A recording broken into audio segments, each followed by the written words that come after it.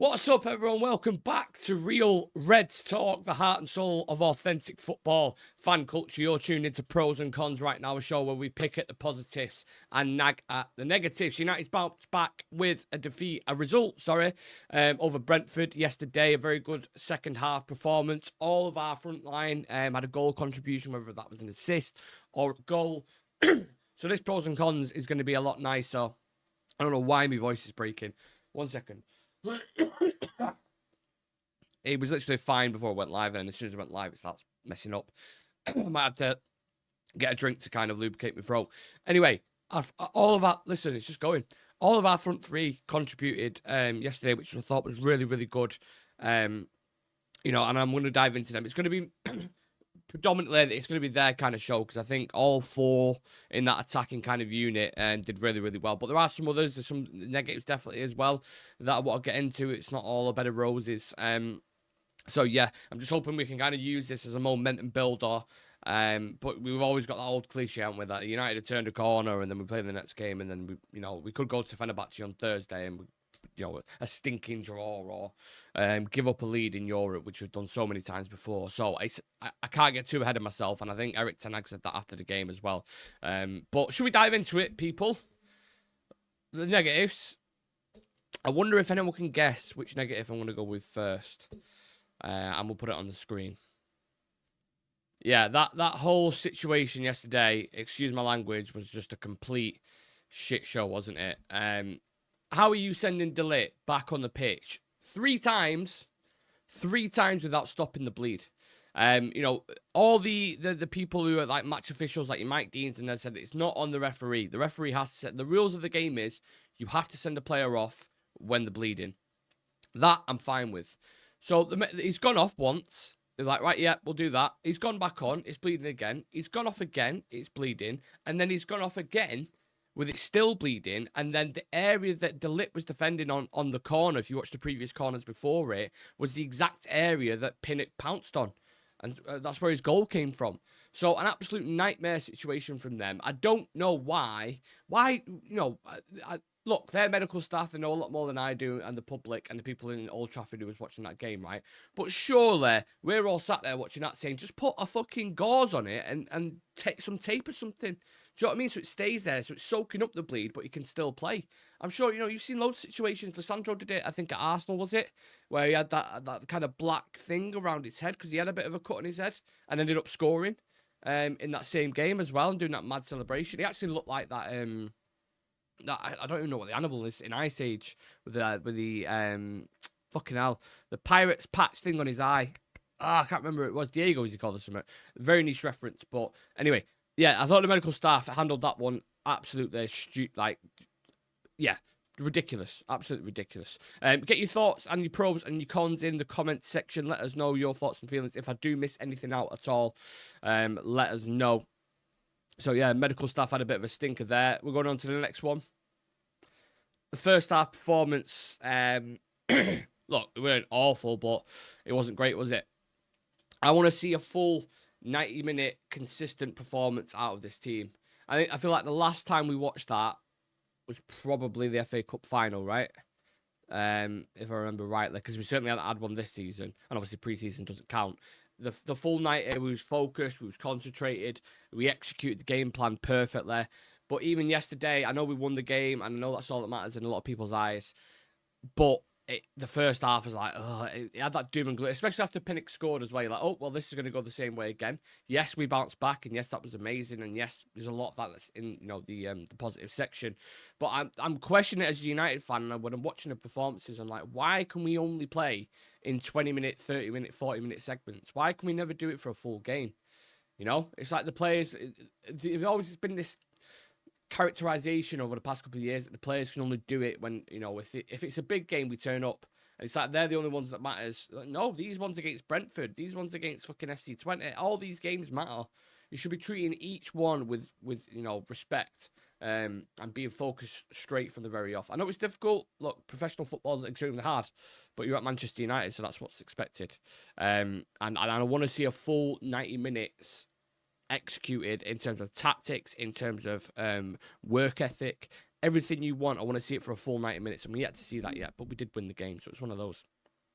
Now, this one, Garnacho, Greedy. He's on the positives, don't worry. You know, he was probably man of the match in that game. Well, definitely man of the match in my eyes. But that doesn't mean that you can't criticise a player when they've had a good game. I thought he offered the majority of things he did really, really well, but he also had 5 shots on target. Every time he picked it up, he'd shoot. He would never, ever look for his man. And I think he just needs to stop being as greedy and start finding his teammates. Because if you can refine your game like that, you know, if you can bring others into play as well as scoring the goals, that's what makes a top winger. Do you know what I mean? Your Luis Diaz's or your, you know, even when a Bernardo Silva plays there or Mohamed Salah, like, they still get quite a lot of assists as well. I know some of them agree there, but Garnacho, literally every time he got it, it was like, this is just my game. I'm just going to shoot, relentless.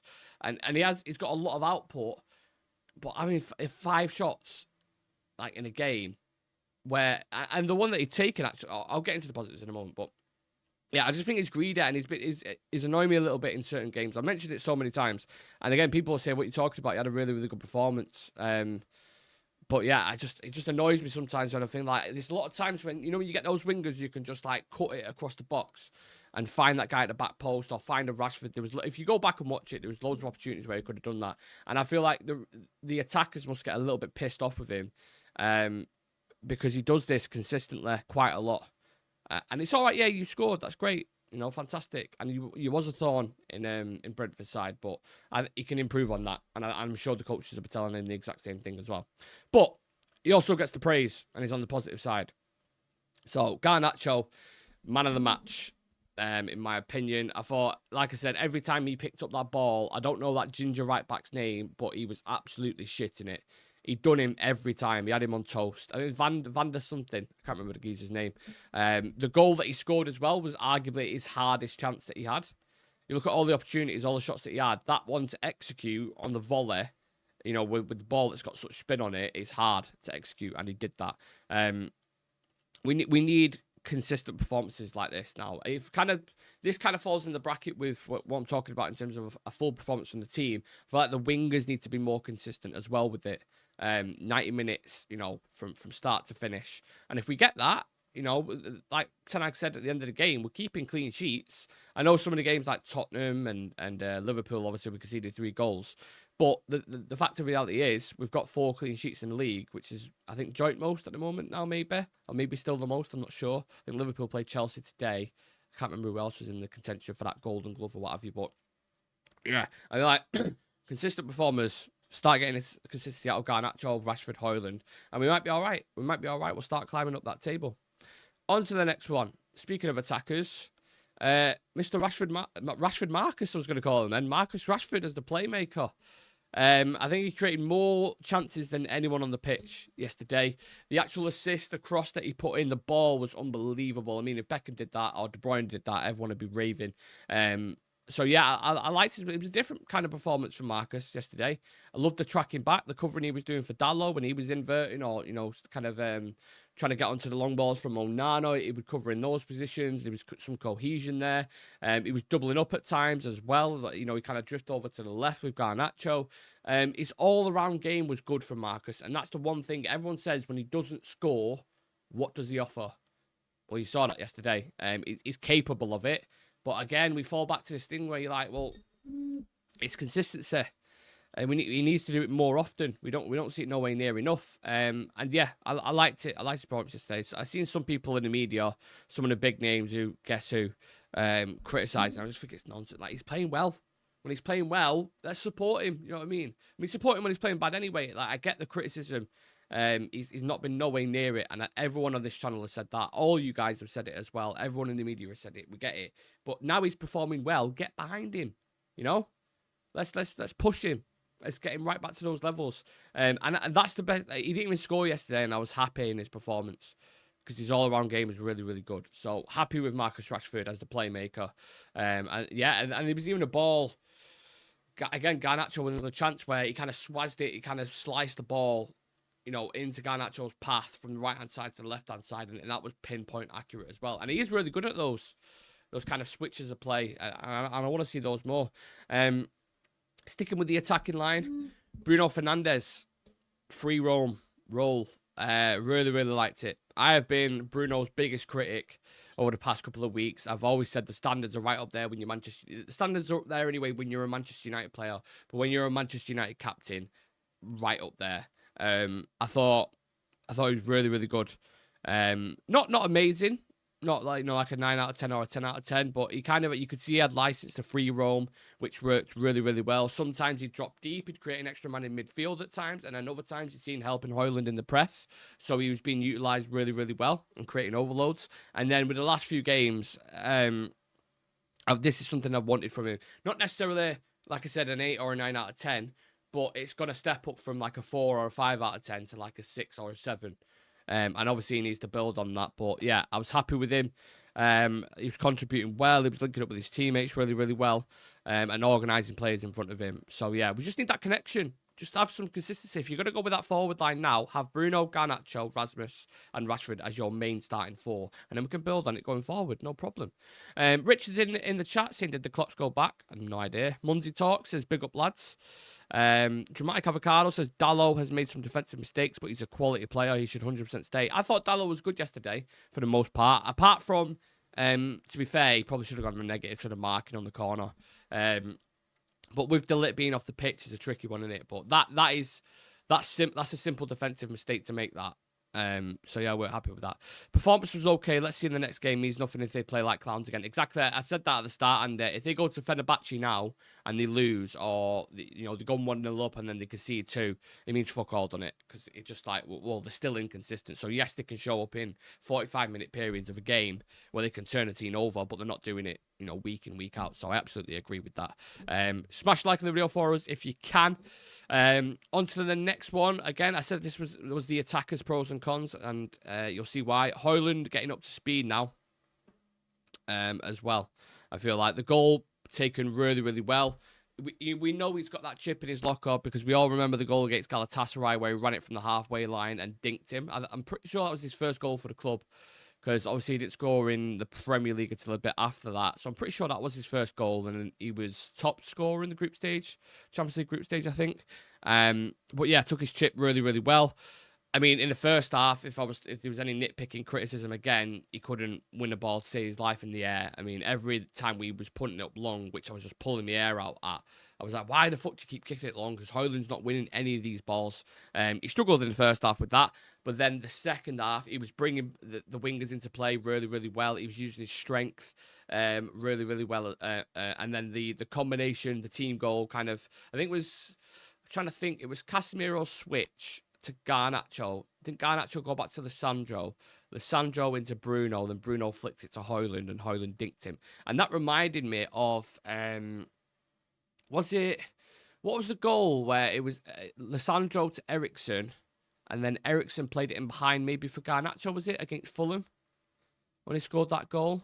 Or maybe it was a Liverpool game. One of you guys will remember. There was the same pattern on that left-hand side. It was like Leacher, Eriksen, in behind Garnacho or something. Yeah, I'm testing people's memories there. But what I'm saying is, he was bringing others into play. Team game really, really well. And you could tell he was like Ruud van Nistelrooy rubbing off on him a little bit. You could see that in pre-season, the goal that he scored. Again, using his strength a lot more. Because he's a big guy. What is he, 6'4" or something, Rasmus? Big frame, stock it. Like, use it.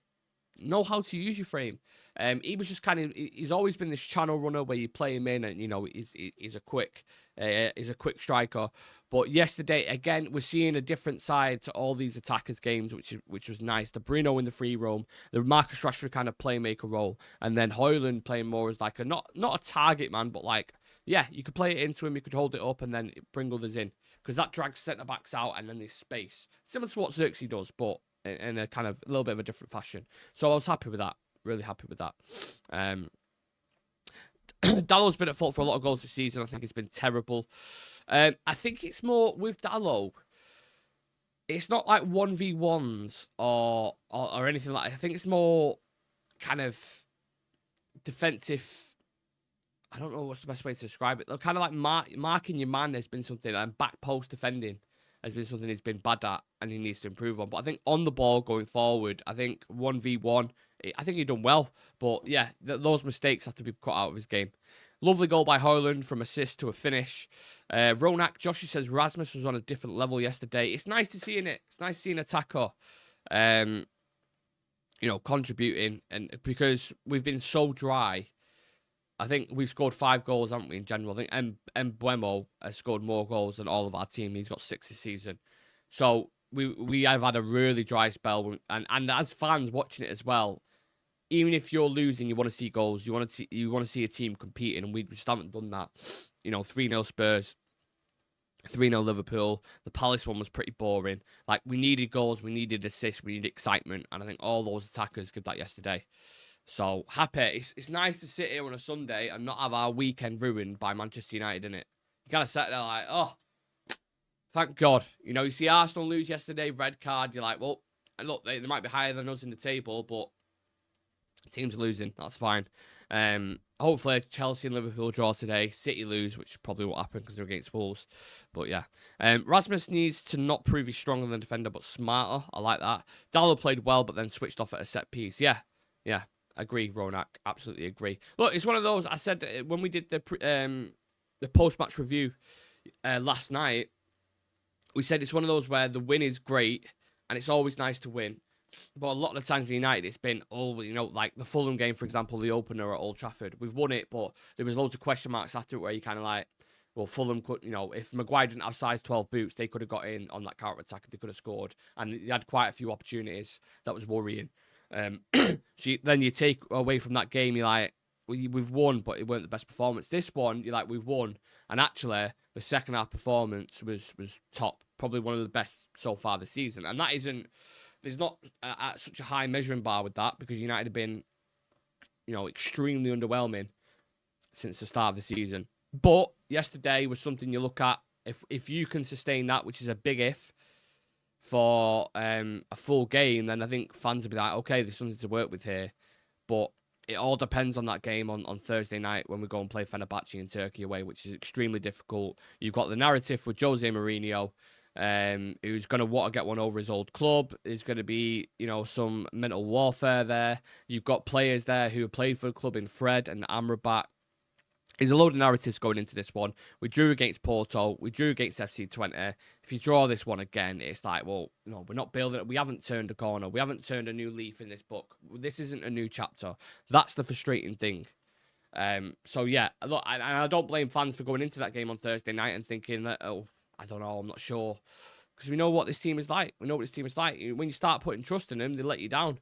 So I'm not fully committed to the idea that we're back or that we turned a corner or anything like that. I'm happy that we've got a win. I'm happy with the performance, but we've got a long way to go. I mean, if you look at the Premier League table right now, I know we've, technically leapfrogged Brentford, and we was in 14th for 11th now. So, you know what I mean? It's not like we're still next to Bournemouth. We're still behind Bournemouth from Fulham, Newcastle, Tottenham, Chelsea, Brighton, Villa, Arsenal, City, and Liverpool. We're not even in the top 10. So let's not, sing from the rooftops. We're 3 wins, 2 draws, 3 losses, 11 points. So, yeah, I mean, we've got a pretty favourable run now. Again, we always talk about it on paper. I know I said the fixture on Thursday night is difficult, but I watched West Ham, who we play away. I watched them against... fucking hell, who did he play? Tottenham. I watched them against Tottenham yesterday. They was awful defensive flair. And then the game against Chelsea, they was awful defensively. The organisation was just not there at all. They looked low on confidence. Kudus got sent off with a red card, so he's not available for the game. Then we've got Leicester in the Cup at home, which he definitely should be winning. And then you got Chelsea at home, which, depending on the results against Liverpool, they've got some tricky fixtures coming up as well. They could be in low confidence. You got POAK in the Europa League at home, which he definitely should be winning.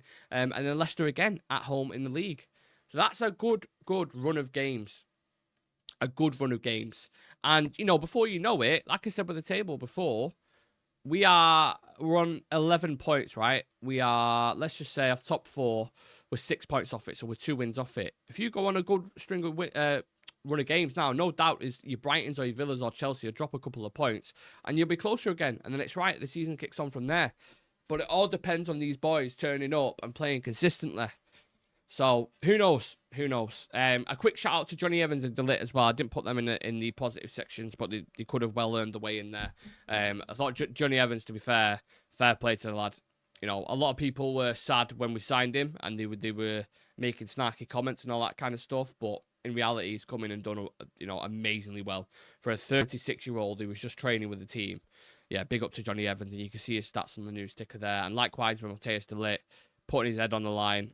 You know, you can see what he means to him. He's one of those warriors, reminiscent of Vidic a little bit. And he had a good performance as well. So yeah, and technically kept a clean sheet because he wasn't on the pitch, was he, when Brentford scored? So yeah, happy with that. It's not ruined my weekend. Plenty of positives. Let's kick on now. That's the main thing. Let's kick on. We are going to have the Fenerbahce preview on Tuesday night, or yeah, probably Tuesday about 6 o'clock. We'll have Sunday social later on at 7 o'clock as well, so make sure you come and join for that. We haven't forgot that at all. And there's a couple of members videos that are dropped for all the Real Red Ultras. So if you want to become a member, there's a few in the chat already, and become a part of the community, and then please do click the join button next to the notification bell. Apart from that, for any updates, any quotes after the game, anything like that, make sure you check out our Instagram, because all the reports are on there. Instagram's popping off at the minute. Same thing with Twitter as well. I refuse to call it X. It is Twitter. And, yeah, TikTok. So drop us a follow. Subscribe to the channel. We are currently on 7,222 subscribers. So if you are new and you've enjoyed this content, you know what to do. Take it easy, guys. Enjoy the rest of your weekend. Let's see what that Chelsea and Liverpool